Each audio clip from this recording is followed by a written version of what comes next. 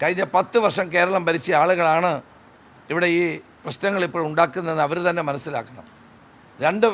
10 ദിവസമായിട്ടുള്ള പുതിയ ഗവൺമെൻറ് വന്നിട്ട് അവിടെ ആ 10 ദിവസം കൊണ്ട് നിയമം കയ്യിലെടുക്കാം, കേരളത്തിൽ കലാപം ഉണ്ടാക്കാം, തിരുവനന്തപുരത്ത് സംഘർഷം ഉണ്ടാക്കാമെന്ന് കരുതിയാൽ അതിശക്തമായി തന്നെ അതിനെ നേരിടും. ഇവിടെ ബോധപൂർവമായി അക്രമം നടത്തുക എന്നുള്ള ലക്ഷ്യത്തോടെയാണ് CPM-ൻ്റെ പ്രവർത്തകന്മാർ പ്രവർത്തിച്ചത്. അക്രമം നടത്തിയ ആളുകളുടെ പേരിൽ കർശനമായ നടപടി ഉണ്ടാകും. പ്രതികളായിട്ടുള്ള യഥാർത്ഥ ആളുകളുടെ ചിത്രങ്ങൾ പോലീസിൻ്റെ കയ്യിലുണ്ട്. അതുപയോഗിച്ചുകൊണ്ട് ആളുകളെ തിരിച്ചറിഞ്ഞ് ശക്തമായ നടപടി പോലീസ് സ്വീകരിക്കും. നിയമം കയ്യിലെടുക്കാൻ ഒരാളിനെയും അനുവദിക്കില്ല. അതിശക്തമായി തന്നെ ഗവൺമെൻറ് അതിനെ നേരിടും. നിയമം കയ്യിലെടുക്കാനും ജനജീവിതം സ്തംഭിപ്പിക്കാനും മണിക്കൂറുകളോളം ജനങ്ങൾക്ക് സ്വൈരജീവിതം അസാധ്യമാക്കാനുമുള്ള നീക്കം അപലപനീയമാണ്. ഇവിടെ പ്രകടനം നടത്തുന്നതിന് നമ്മളാരും എതിരല്ല, പ്രതിഷേധിക്കുന്നതിനെതിരല്ല. പക്ഷെ എല്ലാത്തിനും ഒരു പരിധിയുണ്ട്. അന്വേഷിക്കാൻ വന്ന ED ഉദ്യോഗസ്ഥന്മാരെ ആക്രമിക്കുക, 3 കാറുകൾ തല്ലി തകർക്കുക, ഇതൊന്നും അംഗീകരിച്ചു കൊടുക്കാൻ കഴിയുന്ന കാര്യമല്ല. പക്ഷേ നിയമം കയ്യിലെടുക്കാനാണ് CPM തിരുവനന്തപുരത്ത് ശ്രമിച്ചത്.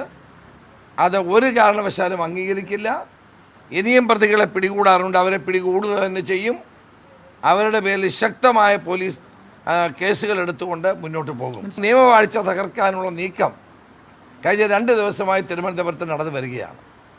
ഒന്ന് യൂണിവേഴ്സിറ്റി യൂണിയനുമായി ബന്ധപ്പെട്ട കാര്യത്തിലും ഇപ്പോൾ ഇവിടെയും ഞാനതൊരു കാര്യം പറയാൻ ആഗ്രഹിക്കുന്നു. ഒരു കാരണവശാലും ആരെയും നിയമം കയ്യിലെടുക്കാൻ അനുവദിക്കില്ല.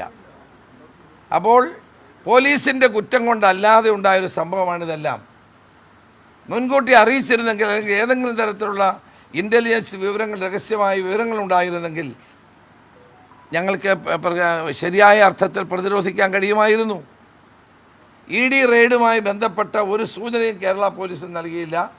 ഇത് കഴിഞ്ഞിട്ടും അവരുടെ സുരക്ഷിതത്വത്തെ സംബന്ധിച്ചുള്ള ഒരു കാര്യവും നൽകി. പക്ഷേ കേരള പോലീസ് സമയോചിതമായ ഇടപെടലുകൾ നടത്തിയത് എല്ലാ സ്ഥലങ്ങളിലും നടത്തി എന്നുള്ളതാണ് വസ്തുത.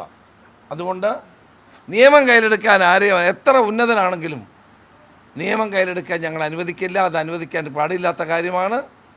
കഴിഞ്ഞ 10 വർഷം കേരളം ഭരിച്ച ആളുകളാണ് ഇവിടെ ഈ പ്രശ്നങ്ങൾ ഇപ്പോൾ ഉണ്ടാക്കുന്നതെന്ന് അവർ തന്നെ മനസ്സിലാക്കണം. 10 ദിവസമായിട്ടുള്ള പുതിയ ഗവൺമെൻറ് വന്നിട്ട് അവിടെ ആ 10 ദിവസം കൊണ്ട് നിയമം കയ്യിലെടുക്കാം, കേരളത്തിൽ കലാപം ഉണ്ടാക്കാം, തിരുവനന്തപുരത്ത് സംഘർഷം ഉണ്ടാക്കാമെന്ന് കരുതിയാൽ അതിശക്തമായി തന്നെ അതിനെ നേരിടും. ഒരു സംശയം.